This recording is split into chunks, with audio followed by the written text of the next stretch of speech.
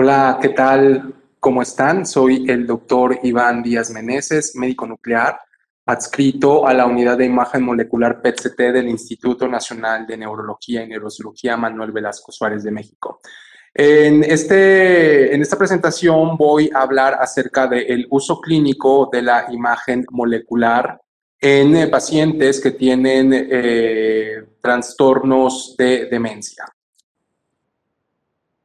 Bueno, es importante hablar acerca de estos temas, pues debido a que, pues con el envejecimiento de la población, pues cada vez va a haber más pacientes que tengan problemas de deterioro cognitivo y bueno, es importante saber si esos pacientes están cursando con formas incipientes o con las presentaciones clínicas iniciales de un proceso demencial, que bueno, pues más a largo plazo pues se va a desarrollar.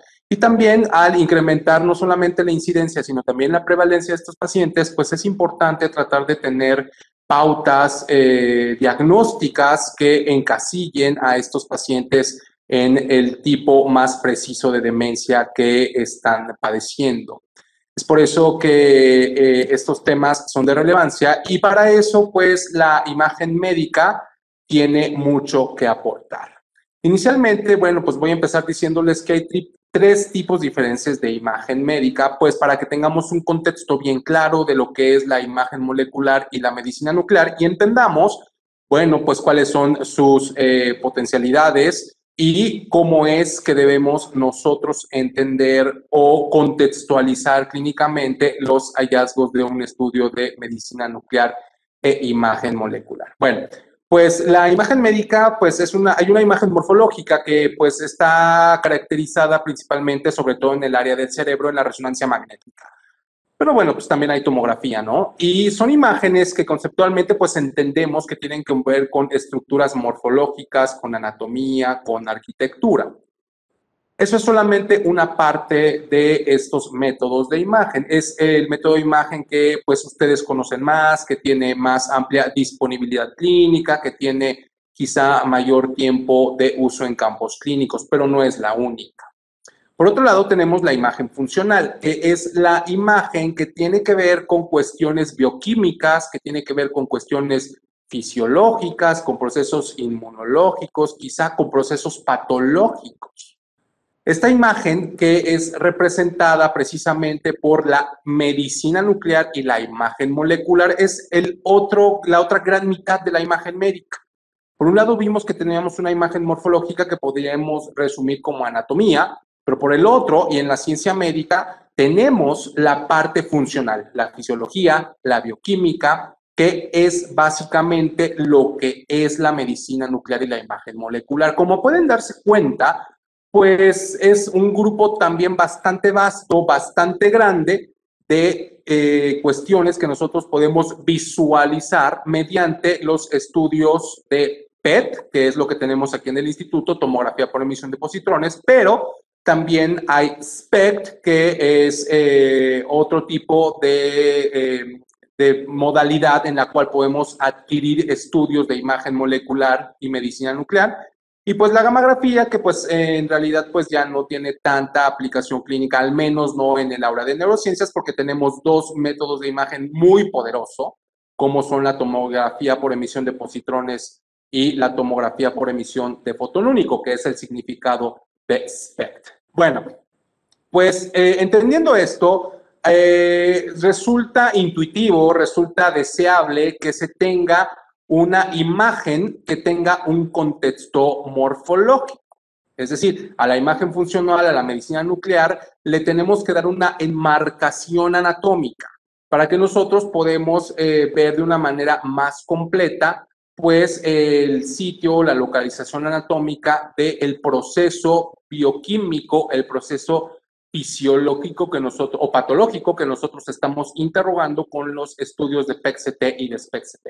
De tal manera que a pesar de que tenemos un conjunto de datos, un conjunto de imágenes funcionales y un conjunto de imágenes morfológicas, pues no tienen el mismo peso, no tienen la misma hegemonía. Y en un estudio híbrido, la imagen hegemónica es la imagen de medicina nuclear e imagen molecular, porque finalmente cuando un paciente ya llega hacerse ese tipo de estudios, lo que está buscando son respuestas fisiológicas, respuestas bioquímicas, respuestas patológicas. Entonces, bueno, pues es algo muy grato, es algo muy afortunado que ustedes durante su formación como residentes pues tengan la oportunidad y el beneficio de ver de manera patente cómo la medicina nuclear y la imagen molecular puede ayudar a hacer mejores diagnósticos, a interrogar más profundamente las cuestiones de las neurociencias en las cuales, bueno, pues ustedes se están formando como expertos.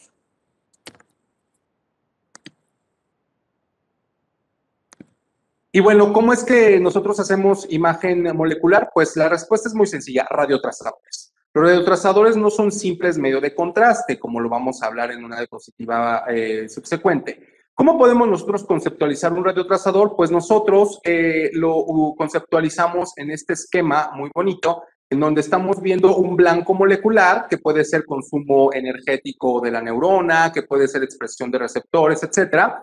Y tenemos una molécula que lo que hace es identificar y localizar a su contraparte biológica en un proceso metabólico, fisiológico o bioquímico, pero esta molécula tiene que tener una parte radiactiva, que son los radionúclidos, porque si no, pues simplemente no podríamos visualizar de manera externa cómo es que esta molécula se distribuyó en el interior del cuerpo y nos permite identificar estados de salud o estados de enfermedad dentro del cerebro y dentro de todo el cuerpo, porque esta imagen pues es muy abarcadora.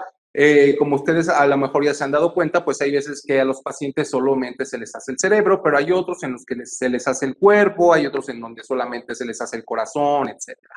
De tal manera que pues podemos visualizar muchos procesos. ¿Y qué tantos procesos podemos visualizar? Pues virtualmente podemos visualizar tantos procesos metabólicos, bioquímicos, fisiológicos como vías metabólicas, vías bioquímicas existen. Bueno, pero pues eso es fácil decirlo, ¿no? Pero pues es un poquito más complicado traerlo a la realidad y es también un esfuerzo traerlo a la práctica clínica. Entonces, a grosso modo, esto es una lista enunciativa más no limitativa de algunos blancos moleculares de interés para el estudio de las neurociencias, no solamente en pacientes con deterioro cognitivo y demencia, sino pues en términos generales, ¿no? Tenemos un blanco molecular que es la glucólisis y ese lo interrogamos con el radiotrazador FDG, que es el radiotrazador más versátil, más ampliamente utilizado en campos clínicos de neurociencias, pero vamos, no es el único. Si nosotros queremos, por ejemplo, visualizar un flujo sanguíneo, pues tendríamos que utilizar otro radiotrazador. En este caso lo estamos ilustrando con las moléculas SD y HMPAO, que nos permiten ver flujo sanguíneo cerebral, a diferencia del previo que es metabolismo energético de la neurona. Por otro lado, si nosotros queremos ver procesos patológicos como la acumulación anómala de proteínas adentro del cerebro, pues la clásica es la amiloide, pues tenemos estos radiotrazadores, ¿no? Como el carbono 11-PIB o algunos radiotrazadores que incluso ya tienen registro de marca, como en este caso el flutemetamol.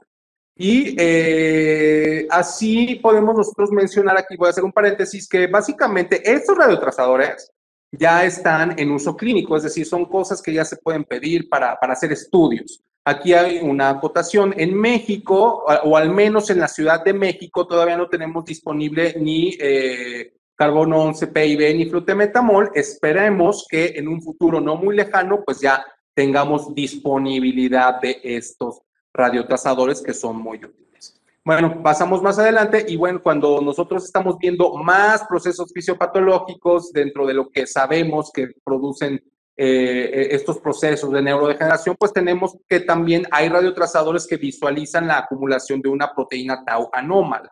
En este caso, pues todavía ni siquiera tiene nombre, ¿no? Creo que ya alguien la registró y creo que el nombre es Taucipir. Pero bueno, aquí les estoy mostrando que son cuestiones que están todavía en investigación. Aquí debería haber un 8, no un 1. Bueno, y vamos, o sea, podemos nosotros abordar el estudio de un paciente con un trastorno cognitivo, pues desde estos radiotrazadores, pero también algo muy importante y que sí tenemos disponible de uso clínico en el instituto y que queremos pues promover, queremos impulsar que se soliciten más estudios de estos radiotrasadores en un contexto de deterioros cognitivos o demencias, pues es interrogar el sistema dopaminérgico, que pues no solamente, como ustedes también lo saben, no solamente tiene funciones motoras, también tiene otro tipo de funciones en el comportamiento de los pacientes. Y para eso, pues tenemos en el instituto la disponibilidad de Fluor 18 F2. Y bueno, pues también por si se lo preguntaban, también el DAT-Scan, que también marca sistema dopaminérgico, pues está disponible en México, no en el instituto, pero está disponible en México.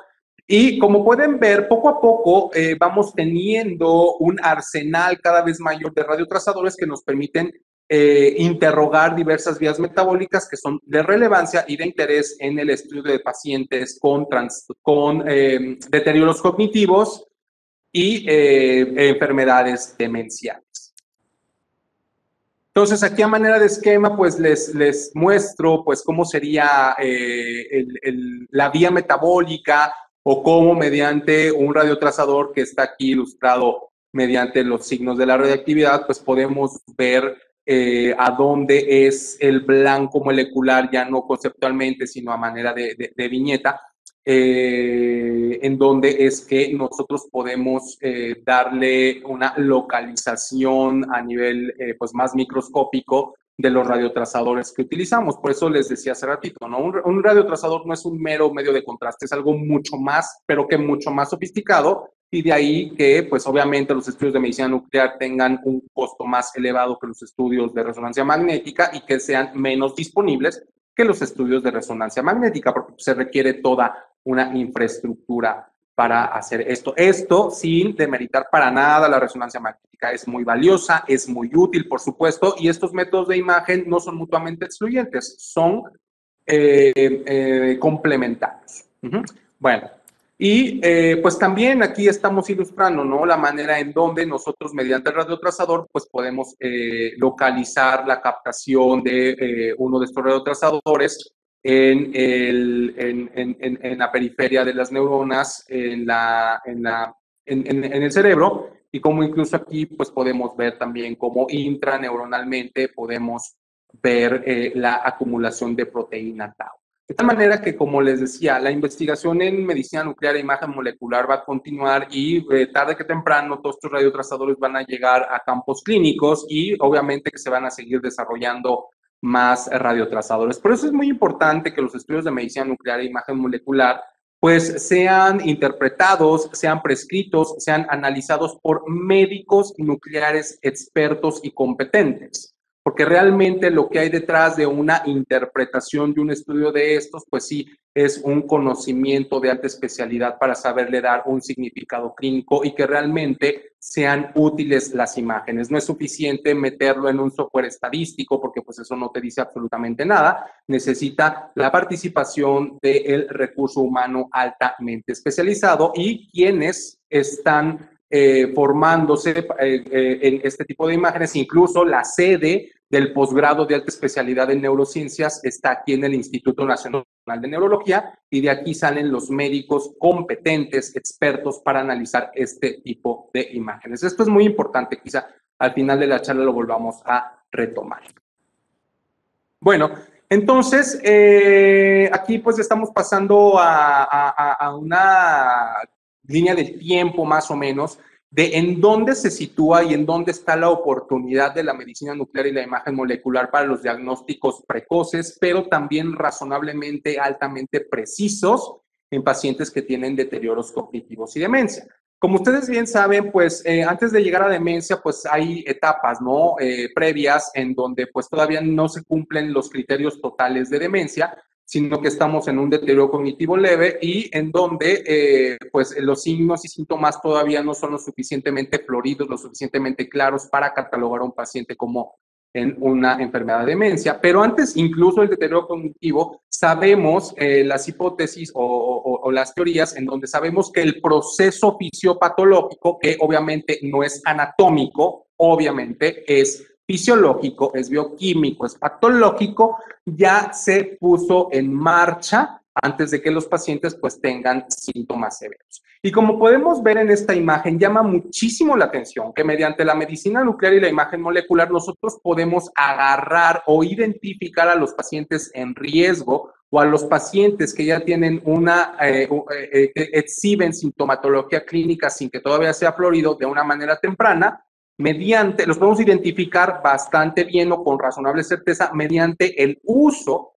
de la medicina nuclear y la imagen molecular. Si sabemos que de los primeros eventos patológicos que suceden en un cerebro que se puede demenciar es la acumulación anómala de beta amiloide o la acumulación anómala de proteína tau, pues tenemos radiotrazadores para eso y lo podemos visualizar en pacientes que pues todavía no puedan mostrar una sintomatología muy florida. Pero conforme va avanzando, también sabemos que estos rasgos patológicos pues afectan la función de las neuronas y si se afecta la función de las neuronas pues también se afecta su consumo metabólico, se afecta su metabolismo energético y eso lo podemos nosotros visualizar muy claramente, esa disfunción o esa muerte de neuronas muy incipiente mediante el estudio de metabolismo cerebral, que es el FDG, que es el radiotrazador que, como les comentaba, tenemos más ampliamente disponible en el instituto. O sea, podemos hacer estudios de FDG pues de manera muy amplia en el instituto. Y después de que ya pasó toda esta cascada de eventos, entonces pues sí, ya empieza a haber sintomatología más florida,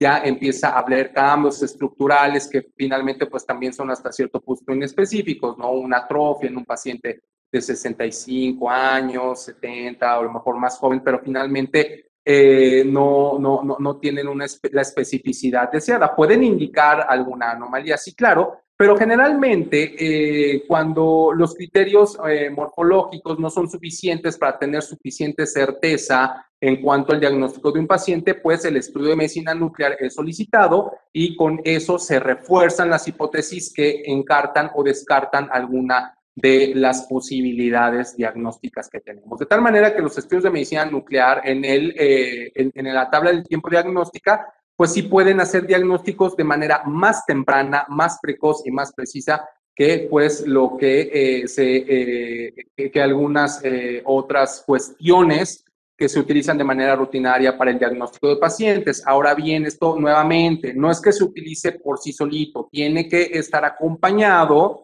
pues de las evaluaciones clínicas, de la evaluación de riesgo y un largo etcétera. O sea, no es de que ya, pues ya se haga el estudio de PET y se acabó. No, no, no. O sea, el estudio del PET se inserta dentro de un algoritmo diagnóstico, como lo vamos a ver más adelante. Bueno, entonces, pues básicamente, pues es lo que hace la medicina nuclear, ¿no? Añade un valor para tener información que no es obtenible mediante otros métodos y bueno, pues se puedan hacer el constructo que nos permita de manera más precisa hacer una determinación de la etiología de los síntomas o una determinación del tipo específico de demencia que puede estar cursando un paciente. Entonces, ahorita como se los voy a mostrar, estamos hablando del metabolismo cerebral, nos vamos a centrar en eso porque es lo que les digo, lo que está más ampliamente utilizado en el mundo, no solo en México, o sea, en el mundo, lo que más se utiliza para este contexto clínico o este tipo de pacientes es el EPD. Y ya pues vienen los demás radiotrazadores, de tal manera que en México tenemos una muy buena práctica clínica de medicina nuclear e imagen molecular para pacientes con demencia. Entonces, como pueden darse cuenta, aquí lo que les estoy presentando es una imagen del metabolismo cerebral de un paciente que podemos reportar como normal. Como se pueden dar cuenta, existen diferentes niveles de captación, diferentes niveles de consumo metabólico que está regionalizado. Entonces, estas relaciones por regiones o por zonas, subzonas de los diferentes lóbulos del encéfalo, porque bueno, también tiene que ver el tallo cerebral y el cerebelo, pues es lo que a nosotros nos permite englobar un estudio pues con características pues normales, ¿no? Por decirlo así, aunque le repito, entre comillas normal, porque pues sabemos que esto puede tener muchas variaciones. Entonces, ¿cuál es el punto? Como les decía, se necesita tener una habilidad, una experiencia y un conocimiento suficiente para poder hacer los discernimientos de estas variaciones cuando rebasan los límites de normalidad o anormalidad y que nos permiten explicar porque el paciente está teniendo las manifestaciones clínicas que está teniendo, en este caso, pues, de deterioros cognitivos de un dominio, múltiples dominios o una franca demencia, el tipo de demencias que puede estar exhibiendo el paciente. Entonces, aquí les quiero mostrar una imagen de un estudio que es francamente anormal, en donde vemos que pues ya no se parece al otro paciente, ¿no? Es un estudio que tiene una alteración, un patrón metabólico, es una palabra interesante que deben conocer, un patrón metabólico que nos puede hablar de que este paciente, bueno, sabemos que no es normal, pero pues nos puede ayudar a encasillar a un tipo de demencia en específico. Aquí tenemos otro patrón metabólico que, y nuevamente, no se parece al patrón normal, pero tampoco se parece al patrón que les estaba enseñando previamente. Este es otro tipo de patrón que se corresponde a otro tipo de enfermedad demencial.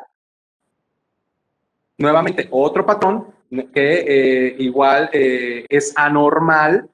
Quizá este se parezca un poquito al segundo patrón que les enseñé, pero tampoco es idéntico. Entonces, hacer estas diferenciaciones es lo que requiere realmente un conocimiento y una experiencia, pues, para poder dar diagnósticos razonablemente precisos. Entonces, como pueden ver, es otro patrón anormal. Aquí nosotros estamos teniendo también zonas que están con hipermetabolismo, tenemos una cuestión que ya no es tan simétrica como en el estudio previo, tenemos regiones que están más afectadas o regiones que están preservadas. Entonces, como les decía, los patrones se pueden parecer, pero finalmente hacer el discernimiento es lo que nos ayuda a, cuando nosotros pongamos un reporte, pues ser lo más preciso posibles, ¿no? Porque a veces los reportes quedan en una mera descripción, pero pues finalmente no concluyen en nada, no dan una impresión diagnóstica. Un buen médico nuclear o un alto especialista en imágenes, pues sí debe de ser capaz de darte una impresión diagnóstica plausible y razonable en base a estos patrones metabólicos. Entonces, como les decía, ¿cómo se utiliza de manera eficiente este tipo de estudios? Pues es claro, ¿no? O sea, la evaluación clínica siempre va a existir y para eso pues están los expertos, para eso incluso también hay un posgrado de alta especialidad o una subespecialidad en conducta, en trastornos cognitivos y en demencia, que bueno, pues aprovecho para agradecer a la doctora Sosa y a todo su equipo por la invitación a permitirme hablar con ustedes. Muchas gracias. Entonces, les decía, hay un algoritmo clínico y siempre va a haber diagnóstico, pues siempre va a haber la clínica, o sea, eso ni qué. La neuropsicología igual, también por supuesto que tiene que hacerse. La resonancia magnética, cómo no, también se tiene que hacer la resonancia magnética. Entonces, hagan de cuenta que pues este es el algoritmo diagnóstico canónico, por decirlo así. Y entonces, cuando tenemos nosotros este conjunto de información, este conjunto de datos, y tenemos certeza diagnóstica, pues ya, o sea, ya no hay necesidad de hacer algún estudio adicional, se procede directamente al tratamiento. Y hasta ahí, pues todo muy bien. Pero, ¿qué sucede? Pues que no todos los pacientes son así. ¿Por qué? Pues porque a lo mejor pueden estar en etapas muy tempranas, en donde pues las anomalías en resonancia magnética pues ni están presentes o tiene datos muy ambiguos y en la neuropsicología a lo mejor pues también son muy leves. Una viñeta clínica muy clásica es que se me olvidan las cosas, ¿no? Entonces es como que algo muy somero, ¿no? O quizá porque vámonos al otro polo, a lo mejor el paciente ya tiene establecida una anomalía franca, pero a lo mejor el paciente es multitratado, a lo mejor ya también hay una modificación o una adición de medicamentos, o a lo mejor tiene comorbilidad, que tampoco es tan infrecuente en México, diabetes e hipertensión, que te da comorbilidad neurológica, bueno, eso es algo bastante frecuente. O a veces el paciente no coopera y la gente desconoce, el cuidador tiene situación de abandono y el cuidador pues no nos puede ayudar. El paciente no coopera y por el otro lado la persona que viene con el paciente no nos da información, pues nos deja a veces o deja a veces en el medio de la nada, en una zona gris muy grande, ¿no? Entonces, por diferentes factores puede que que no se pueda llegar a una certeza diagnóstica. Entonces, bueno, ahí siempre es útil, siempre ayuda bastante junto a lo que ya recabamos de la información previa de hacer todas estas evaluaciones. Siempre es útil utilizar la medicina nuclear y la imagen molecular en las modalidades de imagen que ya les comentamos, ¿no? PET-CT y SPECT-CT. Y nosotros aquí en el instituto, como lo vieron, pues hacemos PET-resonancia también. Entonces, pues nosotros podemos tener una evaluación de PET, resonancia y tomografía en los pacientes aquí del instituto, y también tenemos más amplia disponibilidad de radiotrasadores, entonces también podemos hacer protocolos con 2 radiotrasadores o incluso más radiotrasadores. Entonces, pues podemos tener como que una evaluación de medicina nuclear e imagen molecular razonablemente buena, no solamente en México, en el mundo, créanme, que lo que ustedes tienen a su disposición es algo que no está tan disponible en el mundo. En México, obviamente, pues se tiene una muy buena experiencia con estos estudios e incluso pues se reconoce, ¿no? En Latinoamérica y en otros lugares del mundo que la medicina nuclear mexicana en neurociencias es de primerísimo nivel porque tenemos muy amplia experiencia clínica. Entonces, tú tienes aquí que, ¿cómo utilizas la información? Pues confirmatorio o complementario. Ajá. Como les decía, es ir generando evidencias que nos permitan encartar o descartar hipótesis diagnósticas mediante todo lo que ya lo conocemos y finalmente esta información pues debe tener un impacto clínico, debe de permitirles a ustedes tomar decisiones terapéuticas. Porque obviamente si tú ya tienes un diagnóstico, pues ya tomas una decisión terapéutica. Entonces, esto es importante porque finalmente ustedes saben perfectamente que dependiendo del tipo de demencia, si tú le das un medicamento de ensayo y error, pues puedes ayudarle mucho al paciente, pero pues también puedes descontrolar al paciente y puede tener un empeoramiento de la sintomatología. Por eso pues siempre es muy importante pues tener la mayor cantidad de evidencia posible al momento de tomar decisiones terapéuticas. Entonces, como les decía, tenemos la fortuna de poder hacer este tipo de imágenes de resonancia magnética y nuevamente les recuerdo, el radiotrazador no es un medio de contraste, por favor, ténganlo bien claro. El radiotrazador es una sustancia, es una molécula de alta tecnología, alta sofisticación, que nos permite ver diferentes procesos biológicos, fisiológicos, bioquímicos e incluso patológicos como la acumulación de proteína tau o la acumulación de proteína amiloide. Y pues todo esto está disponible en el Instituto de Neurología. Entonces, pues pasamos ya a los contextos clínicos. Básicamente yo lo divido en dos. El uso en un estadio temprano, en donde pues vemos sobre todo pacientes que tienen más que nada problemas con deterioro cognitivo leve, ¿no? Que es como que como todos los pacientes suelen presentar. Y además en la comunidad, en la práctica clínica fuera de un lugar como el Instituto de Neurología, pues es como que una de las indicaciones más frecuentes por la cual pueden consultar las personas, ¿no? Esas personas que tienen olvidos o que dicen que, sobre todo son los olvidos, ¿no? O que pues tienen alteraciones emocionales, la depresión, que pues también es un síntoma que se puede confundir mucho, que sí pueda tener un trasfondo de una demencia o una demencia en ciernes. Entonces, pues esos pacientes es importante que los evaluemos.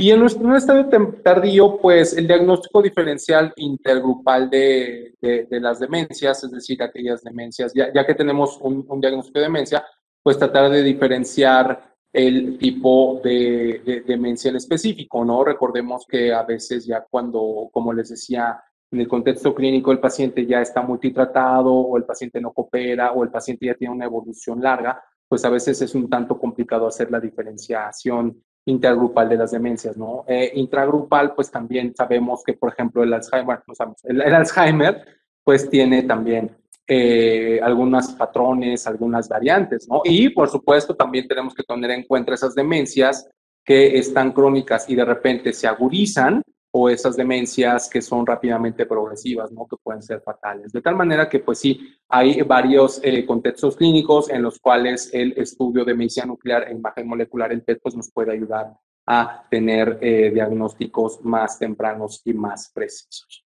Bueno, entonces, aquí estamos pasando a estos primeros grupos de pacientes, que son esos pacientes que tienen deterioros cognitivos, ¿no? Como pueden ver, estas imágenes, pues no son tan anormales como algunas que ya vimos previamente, pero esto no quiere decir que estas imágenes sean normales. Como les dije, hay una variación entre lo que nosotros podemos considerar normal y anormal. Y precisamente conocer dónde están los límites de estas cuestiones de normalidad o anormalidad es precisamente lo que saben hacer los médicos altos especialistas. Y es precisamente en donde fallan las personas que están interpretando cosas que no deberían interpretar, pues porque no tienen la formación, la habilidad, la experiencia para ver estas imágenes. De tal manera que aquí lo que nosotros vemos es un paciente que tiene pues alteraciones depresivas, un paciente que puede tener alteraciones depresivas o que quizá tenga alteraciones nésicas. Pero francamente, pues nosotros no estamos viendo aquí alguna pauta en la imagen que nos sugiera que este paciente está, como les mencioné, en una demencia en ciernes. Pero finalmente tenemos que darle una explicación a la sintomatología del paciente, ¿no? Y entonces el hecho que nosotros encontremos estos patrones metabólicos que no son normales, pero que nos orientan hacia etiologías un tanto más funcionales, etiologías que nos hablan más de desbalances neuroquímicos más que de neurodegeneración, pues sí nos puede ayudar con razonable certeza a hacer que estos diagnósticos pues sean un poquito más orientadores, ¿no? O sea, la imagen sí nos puede en un momento dado ayudar a explicar la sintomatología, como lo estamos viendo aquí. O sea, este paciente lo que tiene es un hipometabolismo que no cumple un criterio de neurodegeneración por imagen de PET en un hipocampo que tiene un tamaño normal, pero sí está menos metabólico. Entonces, esto puede explicar, pues en cierta medida, por qué este paciente está teniendo alteraciones nésicas, sin necesariamente estas alteraciones nésicas nosotros darle una etiología de neurodegeneración. O sea, a estos síntomas, a este conjunto de síntomas que nosotros podemos evaluar y explorar, pues nosotros con el estudio de medicina nuclear e imagen molecular lo que tratamos es de darle una etiología. Y básicamente la pregunta a grosso modo es neurodegenerativo o no neurodegenerativo. Eso es a lo que nosotros aportamos en el estudio de estos pacientes. Y bueno, en este paciente pues se quedó una cuestión no neurodegenerativa, pero que sí tenía una afectación en un área importante de la memoria de los pacientes y eso explicaba su deterioro nésico. Este paciente pues también tiene un patrón anormal, como se pueden dar cuenta ya los patrones van cambiando. Hay muchos patrones y conocer todos esos patrones pues requiere mucho ojo clínico. Entonces aquí nosotros estamos viendo nuevamente otro patrón anormal de un paciente que este paciente se presentó más que nada con alteraciones depresivas, ¿no? Eso también es como que un signo clínico, una presentación clínica bastante común que tiene, pues es muy susceptible de confundirse con una enfermedad neurodegenerativa, ¿no? Puede ser Alzheimer o puede ser demencia temporal, cuando a lo mejor presentan otro tipo de sintomatología. Pero el estudio de medicina nuclear nos permite visualizar cómo están esos patrones metabólicos. Y este paciente, pues no tiene tampoco los rasgos de esas enfermedades neurodegenerativas, que más adelante en la imagen, pues las vamos a ver, ¿no? No tiene esos rasgos, entonces nosotros con razonable certeza podemos decir que estos pacientes, que la sintomatología de ellos no es debido principalmente a un proceso neurodegenerativo y que hay otras etiologías, hay otras causas. Entonces, este paciente tampoco tiene demencia. Y lo mismo sucede con este paciente, es otro paciente que también tiene un patrón un tanto diferente, como se pueden dar cuenta. Tiene también zonas de hipermetabolismo, tiene un hipometabolismo órbito-frontal. Este paciente pues estaba como, no con tanto con síntomas depresivos, sino con síntomas de desinhibición. Entonces, pues eso también nos puede hacer pensar en un tipo de demencia, pero en realidad este paciente pues no tiene un patrón de neurodegeneración y más bien su problema está en un contexto más quizá del ámbito funcional, el ámbito psiquiátrico, ¿no? Y esto ¿por qué es importante? Pues también porque pues nos permite bueno, tener la información y ubicar en un concepto, en un contexto quizá de especialidad o de referencia o de consulta a los diferentes pacientes con las diferentes manifestaciones que van teniendo. Y eso, bueno, pues es importante en la correcta y óptima utilización de recursos humanos y recursos materiales en un instituto que maneja un volumen amplio de pacientes, el poder ubicar a un paciente en el área médica que le corresponde. Bueno, entonces, hasta aquí pues son deterioros cognitivos que pueden ser de dominio mésico, puede ser dominio social, emotivo, visoespacial, diferentes dominios cognitivos se pueden afectar Pueden ser un dominio, pueden ser dos dominios, etcétera, pero pues hay patrones metabólicos que nos ayudan a hacer el discernimiento diagnóstico. Entonces, pues ya vamos a pasar a los patrones metabólicos clásicos, canónicos, que nosotros podemos ver en las diferentes enfermedades. Este es el primer patrón clásico, enfermedad de Alzheimer con su patrón clásico. No todos los patrones son así. O sea, el hecho de que tú no encuentres un patrón como este, donde tú tienes un hipometabolismo temporoparietal y lateral simétrico con afección del cíngulo posterior y relativa preservación del resto de la corteza, bueno, también es algo que se tiene que analizar y tratar de dar un significado. Pero bueno, este es el patrón clásico. Entonces, esta imagen es lo que nos muestra precisamente esas zonas hipometabólicas que les mencioné, y pues tiene una especificidad bastante alta, ¿no? La sensibilidad pues es buena. El problema siempre con este tipo de cuestiones diagnósticas, doctores, es la especificidad. ¿Por qué digo? O sea, ya cuando estamos hablando de este tipo de imágenes, pues sí es claro ver que hay una zona mochada del cerebro y que no tiene metabolismo, pero la cosa no es detectarla, o sea, ser sensibles y decir así está normal. O sea, realmente la alta especialidad está en decirte a qué corresponde esa anomalía, y eso es especificidad. Entonces, estos patrones son razonablemente específicos. Hay unos que son más específicos que otros, pero finalmente, para eso, nuevamente les repito, se debe de contar con un médico nuclear que tenga la experiencia y la alta especialidad en imagen de cerebro. Entonces aquí tenemos otra enfermedad de Alzheimer que igual se parece, también tiene el patrón, pero esta es menos acentuada. La otra estaba como que ya más extensa. Este es un paciente que tiene una afectación menos notoria, pero igual pues sigue conservando el patrón, y aquí como pueden ver ya hay una afectación que está empezando a irse un poco más hacia el lóbulo frontal y está mostrando una muy discreta asimetría. Pero finalmente también es un paciente que se engloba dentro de los patrones de enfermedad de Alzheimer. Hay diferentes patrones, ¿no? De demencias que pues debemos conocer en la imagen. Y miren, por ejemplo, aquí tenemos un caso muy interesante, como les decía, este es otro paciente, pero fíjense cómo nosotros con el PET podemos ver más o menos una progresión de la enfermedad, que también se correlaciona con la progresión de la anomalía clínica. Entonces, como se pueden dar cuenta, aquí este paciente en el 2016 tenía pues estas zonas hipometabólicas, pero con el tiempo se acentuó mucho más el hipometabolismo temporoparietal y ya progresó también mucho más hacia la zona frontal. ¿Esto por qué es importante? Porque con el seguimiento de los pacientes, si tú tienes alguna duda en el diagnóstico, generalmente este tipo de pacientes, como lo vamos a ver más adelante, el problema es DFT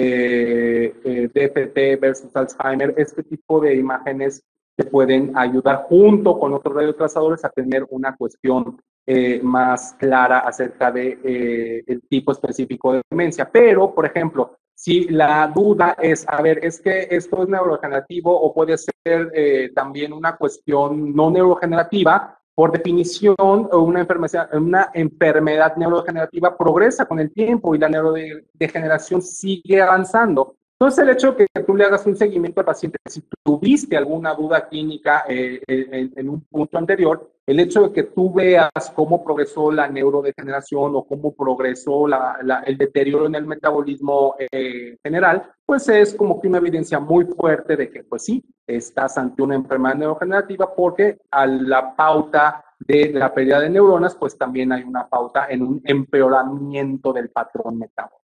De tal manera que, pues sí, a lo mejor estarán diciendo que es extraño esto, pero sí sucede, ¿no? A veces no queda tan claro un diagnóstico, y el hacer seguimientos a un año o 2 años y ver cómo está el cerebro, pues a veces sí puede dar una pauta y ayudar mucho al diagnóstico de los pacientes. Y bueno, esto lo pongo como una prueba de que lo podemos hacer. O sea, nosotros podemos ir dando el seguimiento de qué tanto un cerebro está perdiendo neuronas o qué tanto las está conservando.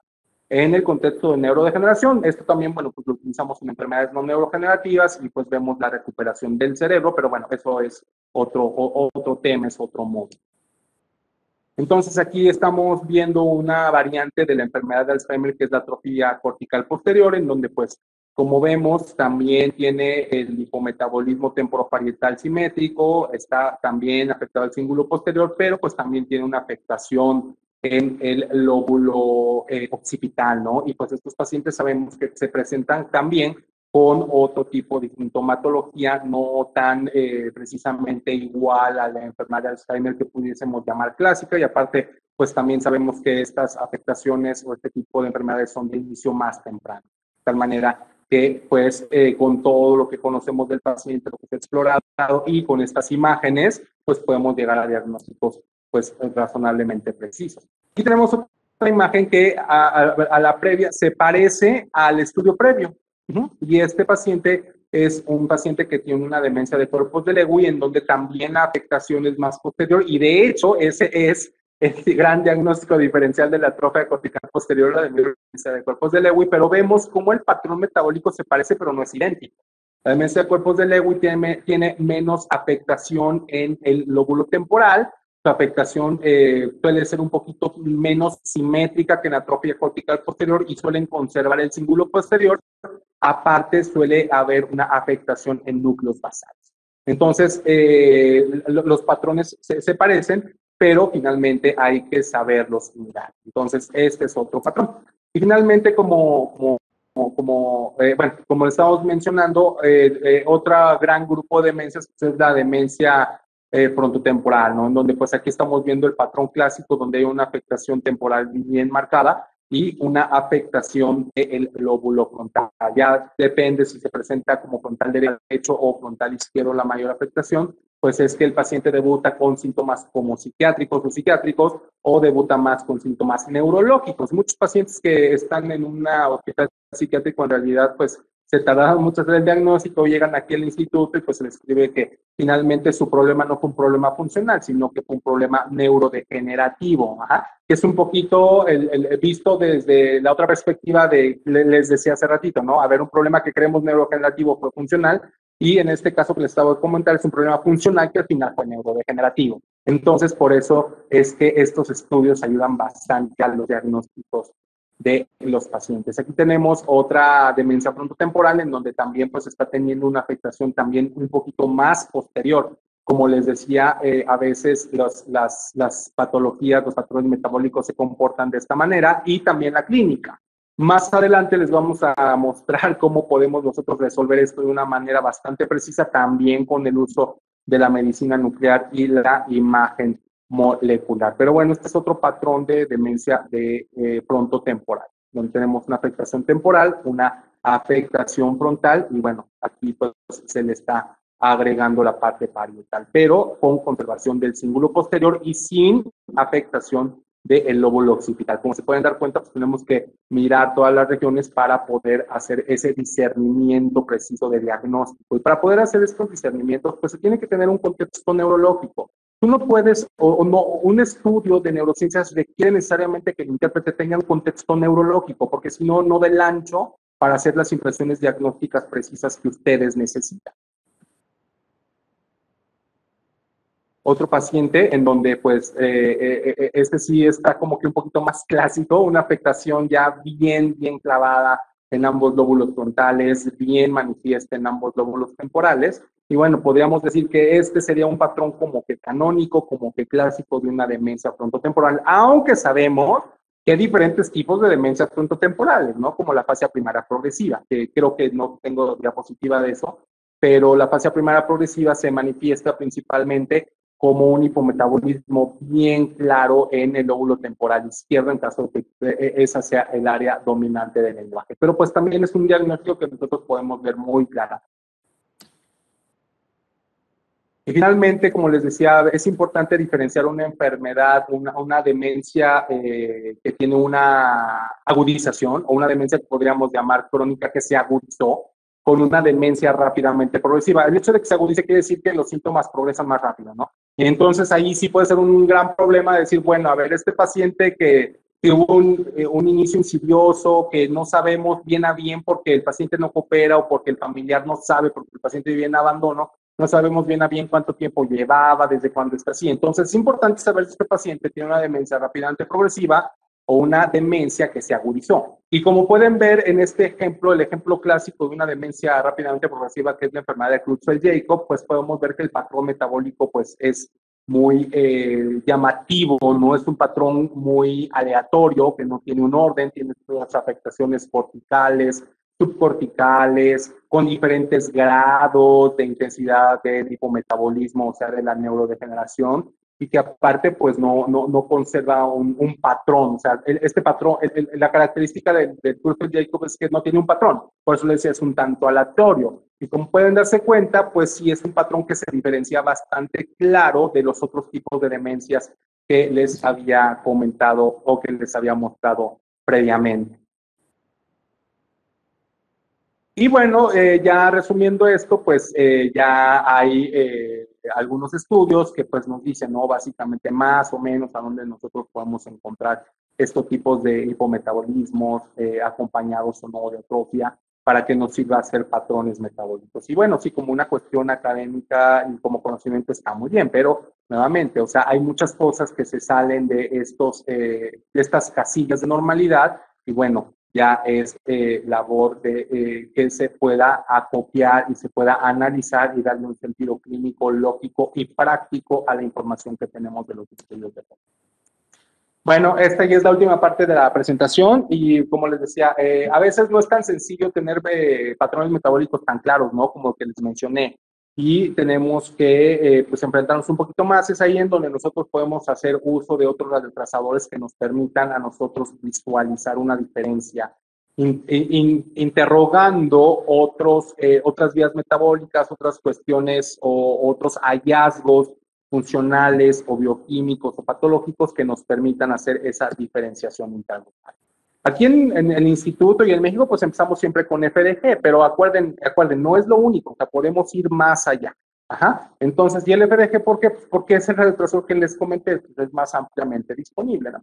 Entonces, vemos nosotros este patrón como es un patrón que es un poquito como híbrido, como combinado, ¿no? Como que sí tiene algo de DFT, pero como que también tiene algo de Alzheimer, en realidad, pues es un poquito complicado, ¿no? Vean este otro patrón de un paciente que ya está un poco más avanzado, pues también, o sea, tiene pautas de esas dos patologías, entonces, pues cuesta un poco de trabajo discernir. Pero, ¿qué podemos hacer para eso? Pues algo muy sencillo. Cuando en México haya proteína PIB, carbono 11 PIB, cuando en México haya radiotrazadores para ver amiloide, pues va a ser muy fácil, ¿no? En los contextos clínicos que vimos anteriormente, y cuando nosotros nos vamos hacia la fisiopatología de la enfermedad, pues sabemos que la enfermedad de Alzheimer, DFT, o versus DFT, que son los casos que les enseñé, ellos eran, a ver, ¿este paciente tiene Alzheimer o tiene DFT? Bueno, entonces cuando sabemos la fisiopatología, pues sabemos que la DFT pues no tiene patología amiloide.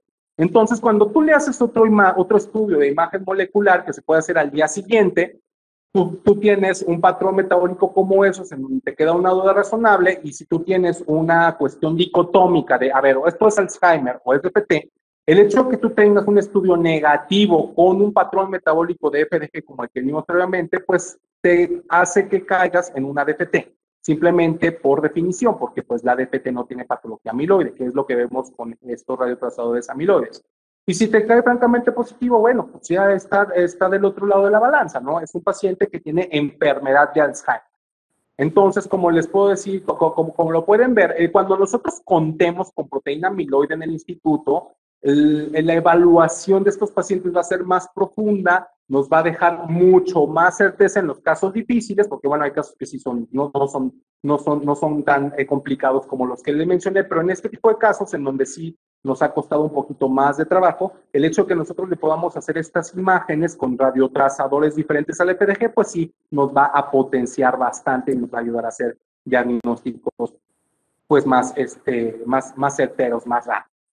Entonces van a venir a mejorar los diagnósticos. Entonces, otro contexto, pues como les decía, ¿no? Demencia corpus de Lewy versus atrofia cortical posterior. Entonces, con el FDG nosotros estamos viendo pues, que se parece, ¿no? Hay algunas pautas en el FDG, como les decía, que sí nos pueden ayudar a discernir. Por ejemplo, la conservación del cíngulo posterior, por ejemplo, el grado de afectación de los lóbulos temporales. Pero vamos, a grosso modo, pues es un diagnóstico que no es tan sencillo, ¿no? Que nos cuesta un poquito de trabajo, aunque pues sí podemos hacer un buen discernimiento. Entonces, cuando nosotros utilizamos otros radiotrasadores como el DTBZ en este caso, que ahorita ya en el instituto y en México ya no hay DTBZ, pero lo hemos sustituido de manera exitosa y muy buena con los estudios con F-Dopa, con 18F F-Dopa, nosotros podemos evaluar el sistema dopaminérgico y en un paciente con demencia de cuerpos de Lewy, pues nosotros vamos a encontrar que sí tiene una afectación en el núcleo, en el cuerpo estriado, en la imagen dopaminérgica. Y esto viene a reforzar la evidencia que nos permite decir que este paciente tiene demencia de cuerpos de Lewy.